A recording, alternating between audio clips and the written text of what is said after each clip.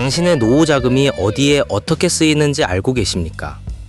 많은 사람이 국민연금을 단순히 노후에 주는 돈이라 생각하지만 실제로는 전 세계 자산을 움직이는 거대 투자기구입니다. 2026년 8월 20일 보건복지부가 국민연금의 책임투자 원칙을 기존 주식, 채권에서 사모, 부동산, 인프라 등 대체 투자 영역으로 전면 확대한다고 발표했습니다. 이는 단순한 정책 변경이 아니라 당신의 노후 자금이 어떤 기업에 어떤 프로젝트에 투자되는지를 결정하는 근본적인 방향 전환을 의미합니다. 국민연금은 그동안 주식과 회사채 등 전통적인 자산군에 한해 ESG, 환경, 사회, 지배구조, 요소를 반영하는 책임 투자 전략을 적용해 왔습니다. 그러나 최근 몇 년간 글로벌 금융시장의 변동성이 커지면서 주식과 채권만으로 구성된 포트폴리오의 수익 안정성에 한계가 드러나기 시작했습니다.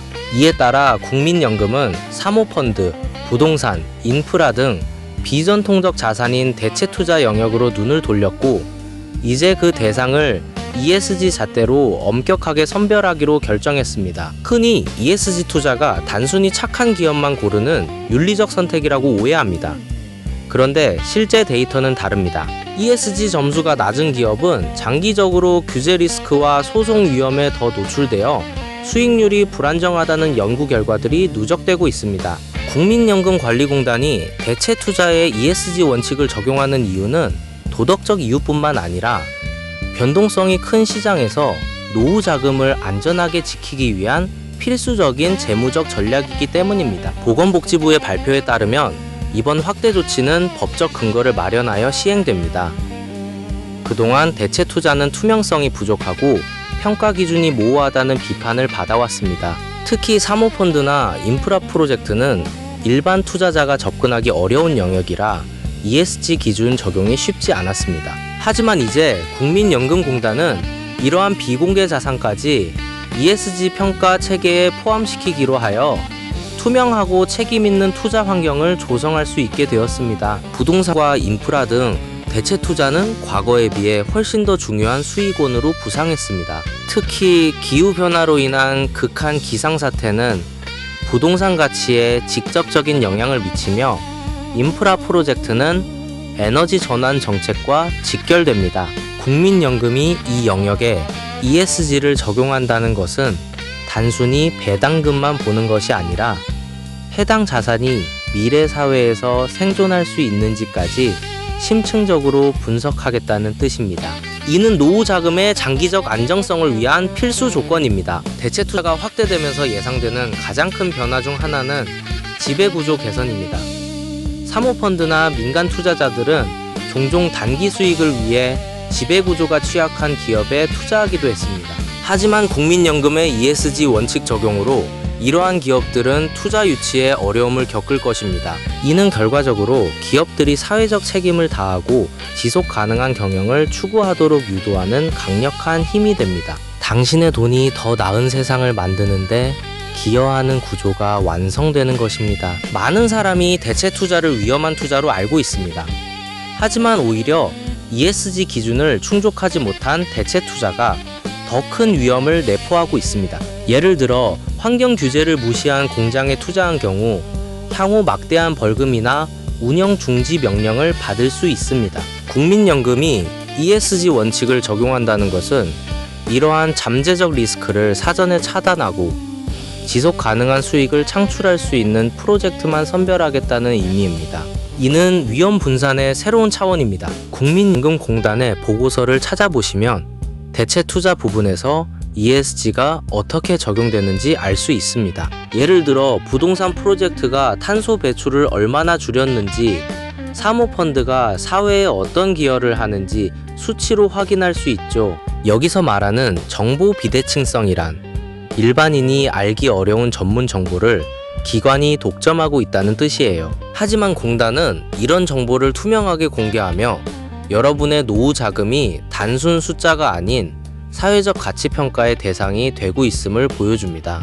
이렇게 직접 확인해 보면 내 돈이 어떻게 더 나은 세상을 만드는지 생생하게 느낄 수 있습니다. 과거에는 ESG 투자가 수익률 저하를 가져온다는 주장이 지배적이었습니다. 그러나 최근 10년간의 글로벌 데이터를 보면 ESG 점수가 높은 기업들은 시장 하락 국면에서도 상대적으로 덜 떨어지고 회복 속도가 빠른 것으로 나타났습니다. 국민연금이 대체 투자까지 ESG를 확대하는 것은 이러한 장기적 추세에 부응하기 위한 것입니다. 단기적 변동성은 있더라도 장기적으로는 노후 자금을 더 잘 보호할 수 있는 합리적인 선택입니다. 잠깐, 영상이 도움이 됐다면 구독과 좋아요 한 번씩 부탁드립니다. 영상 제작에 큰 힘이 됩니다. 인프라 투자 분야에서의 ESG 적용은 특히 주목할 만합니다.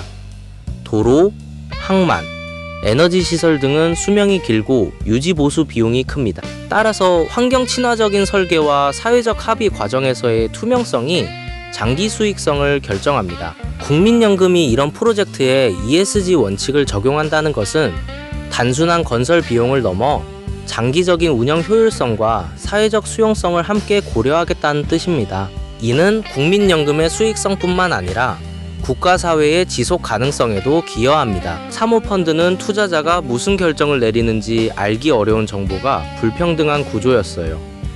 하지만 ESG 원칙을 적용하면 상황이 달라집니다. 탄소 배출량이나 노동 조건 같은 기준이 공개되고 표준화되면서 투명해지죠.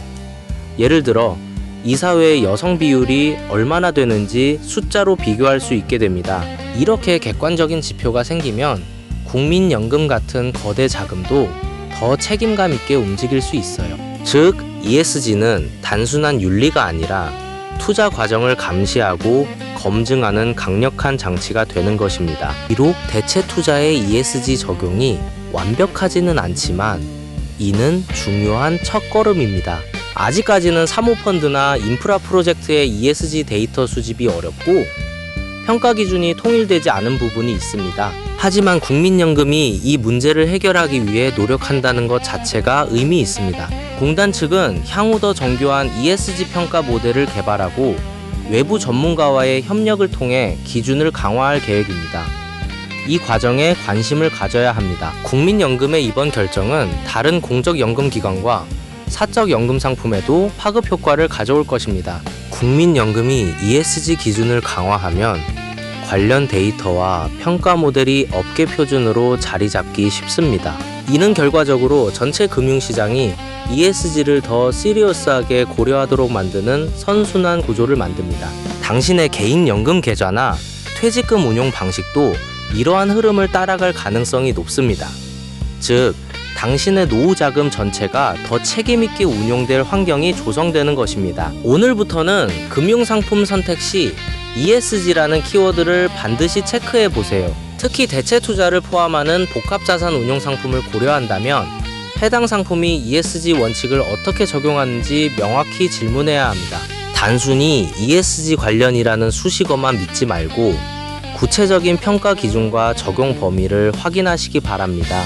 국민연금의 기준이 높아질수록 시장 전반의 기준도 함께 높아질 것이기 때문에 미리 준비하는 것이 유리합니다. 대체 투자에 ESG 원칙이 적용되면서 국민연금의 수익 구조가 어떻게 변할지 주목됩니다. 단기적으로는 일부 전통적 고수익 프로젝트에서 제외되면서 수익률이 일시적으로 낮아질 수 있다는 우려도 있습니다.